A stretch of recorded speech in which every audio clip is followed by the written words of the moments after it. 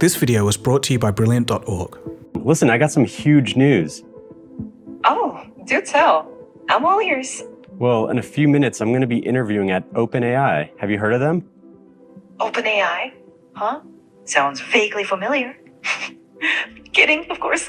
That's incredible, Rocky. What kind of interview?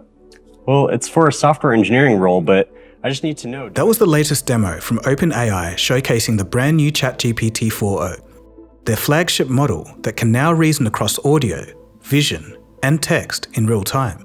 Of course, I'm probably not the only one, but as soon as I saw it, it reminded me of the movie Her. The expressions, the emotions, and the empathetic nature of the voice. It's definitely one of the most realistic voice-based applications that I've ever seen. I've used the old ChatGPT voice a fair bit, and it's pretty amazing. But this demo was much more human-like, with a much quicker response time. The feeling that these new interactions conjure up is approaching that of just talking to another regular human on the phone. If you're a long-time viewer, you know that I think that digital assistants like Siri absolutely suck and are a wasted opportunity. But I've talked about the next big step being voice, and for ChatGPT in particular to become a robust, all-in-one assistant. Well, it seems like the time has finally come with these latest announcements. OpenAI has announced a free version of the application, an AI-powered search engine to compete with Google, which will allow for purpose-built assistance, multimodal capabilities, and overall improvements through a new text-to-speech model. Okay, ChatGPT. I'm sharing with you the plot now. I'm wondering if you can give me a really brief one-sentence overview of what you see. The plot displays smoothed average, minimum, and maximum temperatures throughout 2018, with a notable annotation marking a big rainfall event in late September. Fantastic. I have another question for you. Which months do you see the hottest temperatures, and roughly what temperatures do those correspond to? The hottest temperatures occur around July and August. The maximum temperature during these months is roughly between 25 degrees and 30 degrees. However, we're going to be focusing mostly on GPT-4 Omni, because I believe that this is the very start of a massive change with how we're going to interact with technology. After the disappointing launch of the Rabbit R1 and the disaster that was the Humane AI pin, the strange dichotomy of AI being both amazing and terrible at the same time continues. What a time to be alive. So in this quick episode, we'll take a look at GPT-4 Omni's capabilities, the use cases for it, and what this all means for the AI market and the future. It's going to be an interesting one, so let's get into it. You are watching ColdFusion TV.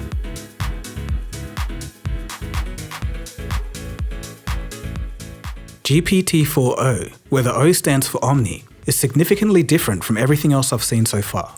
The primary reason is its capability to naturally interact with humans. Well, Rocky, you definitely have the I've been coding all night look down, which could actually work in your favor. Maybe just run a hand through your hair or lean into the mad genius vibe. Your enthusiasm is what's really going to shine through. I don't have a lot of time, so I'm just going to throw this on. What do you think? Oh, Rocky, that's quite a statement piece. I mean, you'll definitely stand out. Though maybe not in the way you're hoping for an interview. Okay, I got it. Hey, Chad, are you there? Hey, yeah, I'm here. What's up? Hey, let's have some fun. I'd like you to be super sarcastic. Everything you say from now on is just gonna be dripping in sarcasm. How does that sound? Oh, that sounds just amazing. Being sarcastic all the time isn't exhausting or anything. I'm so excited for this. Nope, the sarcasm. Let's get this party started, or whatever. Details like its laugh, the quirky remarks, and the speech cadence all makes this something we've never quite seen before. Root for the home. Et après les chansons Oh no! What was that? Sorry, guys. I got carried away. Yeah, you did. Guilty as charged. What can I say? Sometimes I just can't help myself. Ready for another round? According to OpenAI, it can respond to audio inputs with as little latency as 232 milliseconds, with an average latency of 320 milliseconds. And that's similar to a human response time during conversation. Because it supports larger context windows, it can handle longer, more complex tasks without getting confused and losing the context of the original request. Pair it up with vision and speech integration and allow it to mimic a personality, and you're looking at a real digital assistant. We're trying to figure out what should we play. Do you have any suggestions? Absolutely. How about a classic game of rock, paper, scissors? It's quick, fun, and you don't need any... Great. Can you count us in and sound like a sportscaster? And welcome, ladies and gentlemen, to the ultimate showdown of the century. In this corner, we have the dynamic duo, Alex and Miana, ready to throw down in a... Okay, just count us in. All right, here we go. In 3, 2, 1, shoot. Now, show your hands. What did you pick? Who won? Would you look at that? It's a tie. Wow. Okay, let's do it again. You can choose from a wide range of voices to represent the assistant, but it's not all just aesthetics. Benchmarks indicate improved reasoning across multiple categories. It's also more efficient and cheaper. As companies like Humane and Rabbit launched their AI hardware this year, one of the most common questions posed was, why can't this just be an application on a phone? I've mentioned in one of my episodes, the new segment of AI hardware devices might be over even before they start. Let's roll the clip. In time, Google Assistant or Siri could simply be updated with similar capabilities to the R1. So, the unfortunate truth could be that this new segment might be over as soon as it started. I feel that the latest update from OpenAI does exactly that. It may have just killed handheld AI devices. And to be fair, the recent updates and announcements from Google and Meta are proving that other companies are in hot pursuit. But the use cases go well beyond that. A few weeks ago, I did a video on Figure, an AI robotics company that uses OpenAI software to power its humanoid robots. Can you explain why you did what you just did while you pick up this trash? On it. So I gave you the apple because it's the only edible item I could provide you with from the table. The demos were impressive enough for certain tasks, but combining this with the latest updates from OpenAI, it becomes clear that there's a pathway for more realistic humanoid robots used for large-scale commercial purposes. One of the best use cases for such technology is for those with a visual disability. Mike Buckley is the chairman and chief executive of Be My Eyes, an app that helps blind or visually impaired people connect with users for everyday tasks. In late 2023, he talked about their collaboration with OpenAI.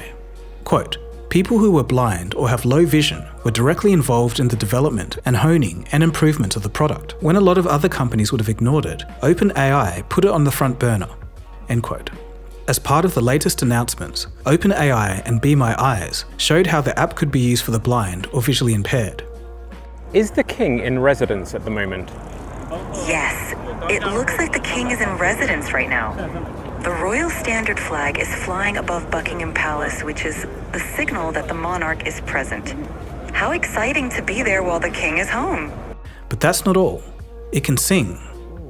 We're ChatGPT, and ChatGPT is a bass with a deep, low, booming voice. And is a French soprano with a high-pitched, excited voice. Okay, so what I want you guys to do today is, it's Friday, May 10th, and we're in San Francisco.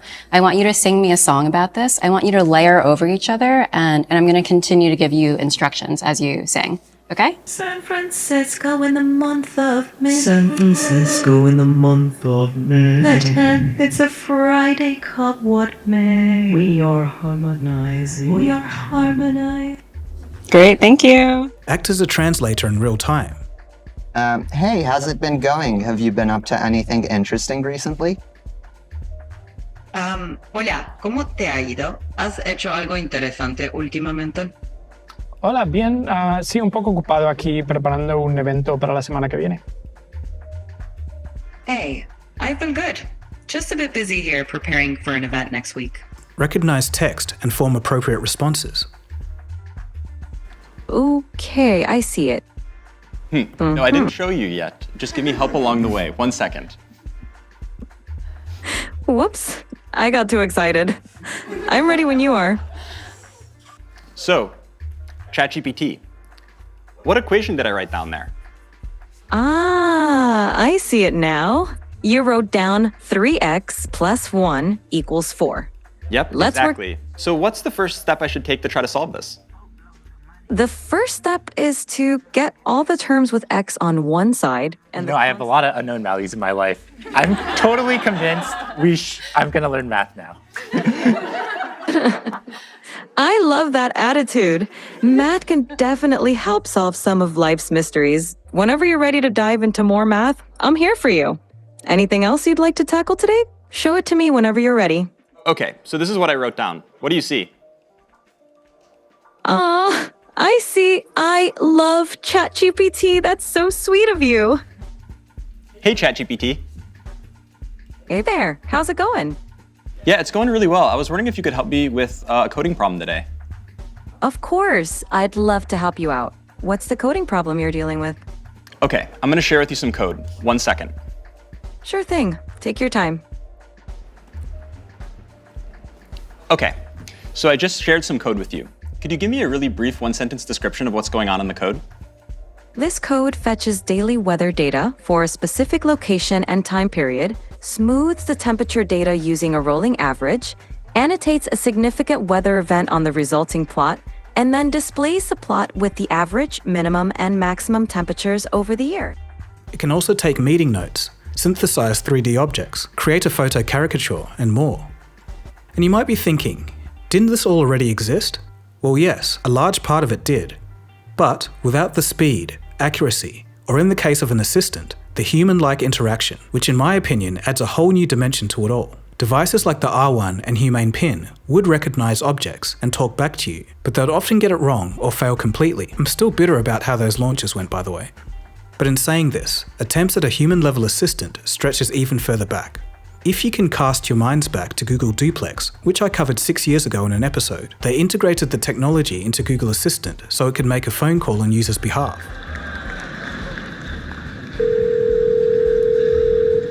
So how can I help you? Hi, I'm calling to book a women's haircut for a client. I'm looking for something on May 3rd.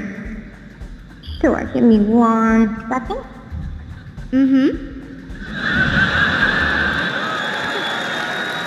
At the time, it was very impressive, but Google did what Google does and largely left the concept on the table. Whether they were just too early or it was a missed opportunity is a separate conversation, but compared to OpenAI's announcement, you can already see a major difference in the way the conversation takes place. Another fascinating use case is seeing a student get help in real time with their schoolwork. To try out some of their new technology. And so we're curious about how good it might be at tutoring someone in math on Khan Academy. So let's get it started. It's loading up. All right, make sure it can see our screen. Actually, in this format, Hello there. I can't. I'm here with my son, and I'd love you to tutor him on this math problem, but don't give him the answer. You can ask questions and nudge him in the right direction, but I really want to make sure he understands it himself. And he's here in the room, so you can talk to him directly. Of course, I'd be happy to help. Let's look at the problem together. Can you first identify which sides of the triangle are the opposite, adjacent, and hypotenuse relative to angle alpha? All right, so I'm pretty sure this is the angle alpha right here, right? Perfect. That's correct. Now, looking at the triangle, which side do you think is the hypotenuse? Remember the hypotenuse? I'm not totally sure. I think it might be this one, but I really am not sure. This side AC? You're close. Actually, side AC is called the adjacent side to the angle alpha. The hypotenuse is the longest side of a right triangle and is directly opposite. Seeing a young student get help in this way could end up being revolutionary. But before that can be the case, we definitely have to fix these hallucinations. If the AI is telling the kid something wrong, that could do more harm than good. Hallucinations are basically answers from an AI which are incorrect or simply misleading. Basically, it makes things up. Despite improvements, that's not going to go away anytime soon. But speaking of education and the young, this opens up a broader conversation.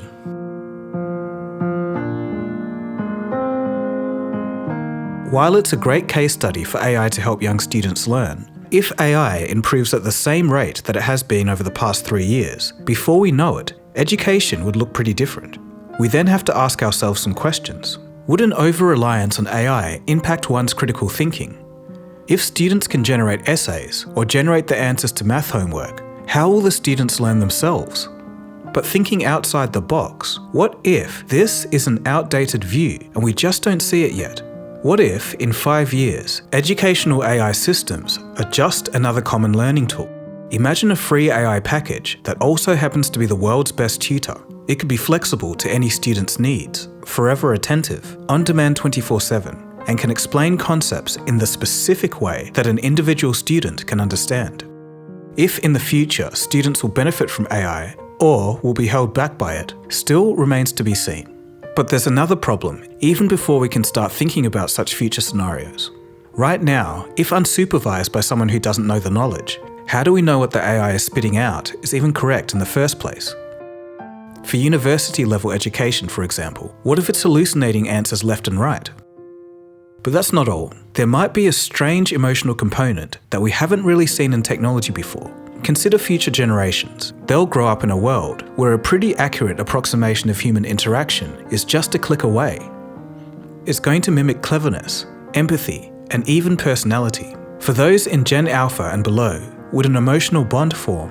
And will this subsequently reduce face-to-face interaction even further, adding to social anxiety and other mental health issues? Nobody knows, but these are questions worth thinking about. For adults, this will be taken a step further. As we all know how good mate Theodore in the movie Her fell head over heels with his artificial intelligence chatbot. It's not going to be long before a large number of people will look at personal AIs for companionship. We're already seeing the rise in romantic AI partners, even in such a primitive state. Recently, the founder of the dating app Bumble said that the future of dating could be one AI talking to another. When it comes to romance and AI, it's not the technology that's the problem. It's more of a reflection of our society. For more on that, see my loneliness epidemic episode. Another concern has always been how the companies are actually training these models. The discussion on copyright infringement in AI has been done to death, so I'm not going to spend too much time on it in this episode. But it's crazy to think that all we've been talking about, falling in love with machines, a machine being a perfect tutor, an aid for the blind, and much more, is all just matrix multiplication and maths. That's all that modern AI really is. But have you ever wondered how it really works? Well, fortunately, there's a fun and easy way to learn about it with Brilliant.org. Brilliant is where you learn by doing, with thousands of interactive lessons in maths, data analysis, programming, and of course, AI. Their course on how large language models work is especially relevant for today's topic. Each lesson on Brilliant allows you to play with concepts, a method proven to be 6 times more effective than watching lecture videos. All content on Brilliant is crafted by researchers, teachers, and professionals from MIT, Caltech, Duke, Microsoft, Google, and more. Learn at your own pace, whether it's for professional development or your own self-development. To try Brilliant for free for a full 30 days, visit brilliant.org/coldfusion or click the link in the description. You'll also get 20% off an annual premium subscription. Okay, so back to the video.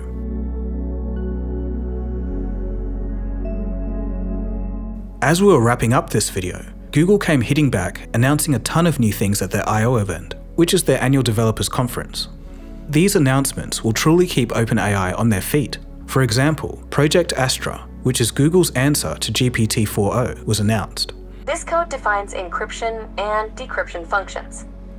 It seems to use AES-CBC encryption.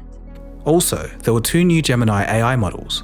Both are multimodal, more conversational, and have improved cross-app compatibility. Veo, which is clearly Google's competitor to OpenAI's Sora, will be a very interesting point to watch in this AI race. But perhaps more importantly, Google showcased how they're intending to use AI across day-to-day products like Drive, Gmail, Meet, and more. Integrating AI natively into Google Suite products could potentially solidify market share. In newer news, asking Gemini to sum up my unread emails was an intriguing peek into a truly useful form of AI assistance. But on the other hand, what if Google's AI capabilities end up being disappointing? That could do just the opposite. And here the phone started to slip. It identified Michael Josh's camera well enough, but failed to identify his Hermes battery pack. And when I asked it about that Starbucks coffee I got, it seemed to think the logo was a person. Regardless, I feel this is one of the reasons why OpenAI made GPT-4o free to users in order to onboard more customers. And to make things even more interesting, there have been whispers that Apple is doing a partnership with OpenAI. And when Apple comes out with what they're planning, this could fundamentally change the current tech landscape. Imagine a native, almost perfect human-like assistant, custom built for iPhone. Perhaps, and we'll just have to see. But back to OpenAI, there's actually been some drama behind the scenes. Keen observers noted how Ilya Sutskever, OpenAI's chief scientist and the genius behind a lot of their success, was not part of any of the latest announcements, and this was strange and suspicious because on most occasions he would represent the company publicly. Well, in just about a day after OpenAI's latest announcements, Ilya announced that he was parting ways with OpenAI, and he wasn't the only one who left the company. The tone of both Ilya and Sam seemed professional on the surface, but this is not a good look for a company in my opinion, especially when you consider the ridiculous circus that took place around Sam Altman's firing late last year. I don't know if it's going to be a full-on Drake versus Kendrick style rap battle beef between the two, but all I know is that I'm going to be following this space for sure.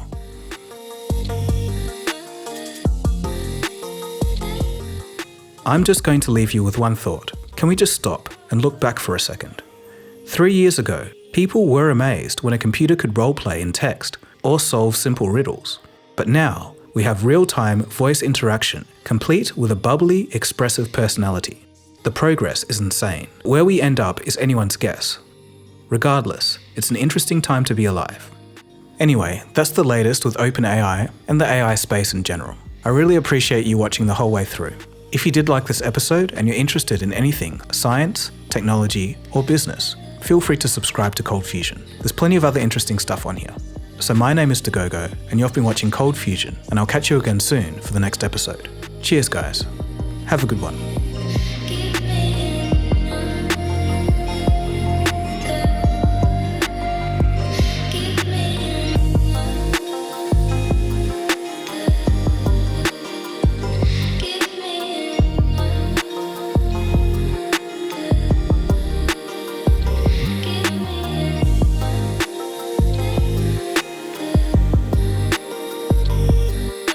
ColdFusion. It's new thinking.